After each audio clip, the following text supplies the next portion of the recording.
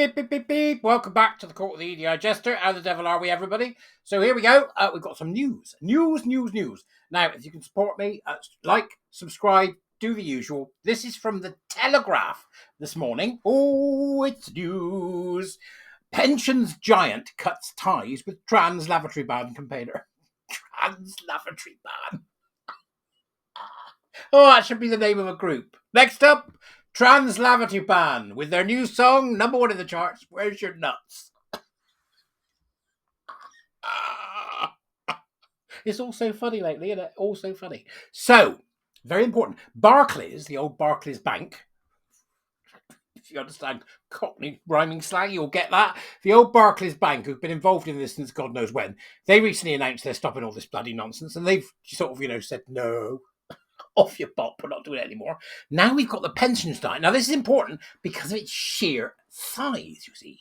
So, pensions giant cuts ties with trans lavatory ban campaigner. Phoenix Group has no plans to work with global butterflies again in the future. Thank God, global butterflies. That's another one of these groups that go around telling people that homosexuality doesn't exist and that we should trans the gay away. It's all that sort of stuff, right? So, pensions giant Phoenix Group has cut ties with a transgender campaigner who vowed to defy ban on trans women using female lavatories. They're not going to give up, are they? Supreme Court rules. This person who runs a company called Global Butterflies then says, "Yeah, I'm not having that. I'm still going to go in the women's." The pension giant Phoenix Group goes, "Yep, we're done with you." This is how it works. Now, I'm also hearing there are situations whereby insurance companies are saying, if you don't get this right, we're not going to cover you for anything. This is good news. This is where the money will come in because they'll react to money because they're companies. They'll react to whatever it is going to hit their bottom line because they have what is called a fiduciary duty. I love that word, fiduciary. There was a Mary Poppins song that used that word. You don't get to use that word in a song. Something about a fiduciary bank. Tuppence, frugally. Do you remember with the old guy, Dyke Van Dyke? Dick, whatever his name is. Right? So Phoenix, which is Britain's largest long-term savings and retirement business, said it had ended work with Global Butterflies, a consultancy it hired last year to train staff on trans inclusion. Goodbye. Butterflies only live a short time. We can but hope. Goodbye, Global Butterflies. The decision has emerged in the wake of this month's Supreme Court ruling that women should be defined by biological sex, not gender identity. Right, okay. We needed a court to tell us that. Let's not even go there with that, because I said everybody looks at me and goes, the court had to do what? They had to do what? The Equality and Human Rights Commission, the regulator of the Equality Act, has since told companies it was compulsory for workplaces to provide single-sex lavatories. Are we taking notice, boys? Emma Cusdin, a bloke who is a director of Global Butterflies, has vowed to defy the EHRC guidance, the Equality and Human Rights Commission guidance. Mr. Cusdin wrote on LinkedIn, this is on LinkedIn, I have used female single-sex places for almost 20 years without any negative incidents, but rather positivity, love and support. You've been going into toilets and people have been giving you positivity, love and support. Oh, well, this is great. It's good to see. I'm so glad you're here. Do you need me? I'll hold your hose. Oh, I love it. Oh, yeah, that stinks a bit. I love it. Go on. Push harder, you dirty bloke. You've been in toilets and got positivity, love and support. I'm so glad you're here. Have a dump. Need any support? Hold me hose. This is it, see? It's just lunacy. I have a gender recognition certificate which clearly states that my acquired gender is female. So what? So what, right? Bits of paper don't do it anymore. You're done, matey boy. I have no intention of using men's facilities. I will not comply. I see a hospital appointment for severe constipation in your future. Use the men's, right? And if you're not happy using the men's, stop dressing as a woman. Just cut out, right? Mr. Cusdin runs Global Butterflies with his mate, Rachel Reese, who co-founded the group in 2015. Well, I mean, it says her trans partner.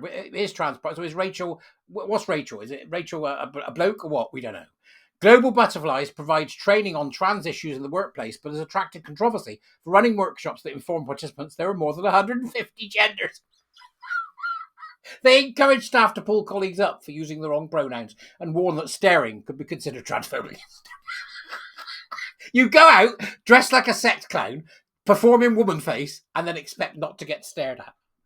It's just the most peculiar stuff. Years ago, eccentric buggers like me, they'd do all sorts of stuff to get paid, just so they get a bit of attention. They look a bit, playing, musical instrument with their knees or something, and people going, lovely. These people, eccentric, nuts, don't want to be looked at.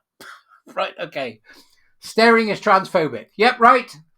The consultancy has also lobbied employers to remove gendered language from their HR policies and install gender-neutral avatars.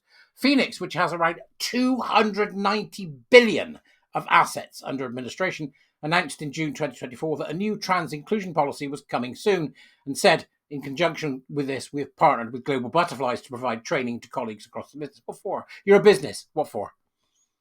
Right, the FTSE Top 100 company, which has around 12 million customers, has since sought to distance itself from the group. A spokesman told The Telegraph, "We worked with Global Butterflies last year, specifically relating to recruitment. We are not currently working with them and have no plans to work with them again in the future." The company also said that means that they've told them to F off. The company also said that the trans inclusion policy promised last year was never published. Global Butterflies has been instrumental in pushing pro-trans policies across society. It has run training sessions at the BBC, House of Commons and Great Ormond Street Hospital. How did these LARPing men get these gigs? Who is it in these organisations that went, hang on a minute, what training do you want? Oh, we could do some training on the Equality Act. I know a bloke in a dress. Is that what happened? In 2019, the government worked with the lobby group worked with the government legal department and the Office of the Parliamentary Council to write a guide on drafting gender neutral legislation and wrote the official Lloyd's of London trans and non-binary guide. Who let them in? Global Butterflies has also worked with law firms such as Bird & Bird, Ashurst, Hogan Levels, Pinsent Masons and Brian Cave Leighton Paisner, as well as the Solicitors Regulation Authority. Who the hell are these people?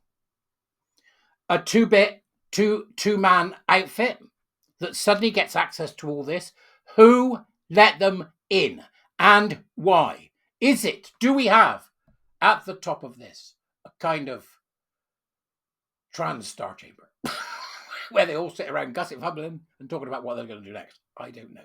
You can tell me in the comments as usual. Go and have a look. Read the rest of it. It's in the old tutorial graph. And I'm off because it's a lovely day. I'll see you later. Bye-bye.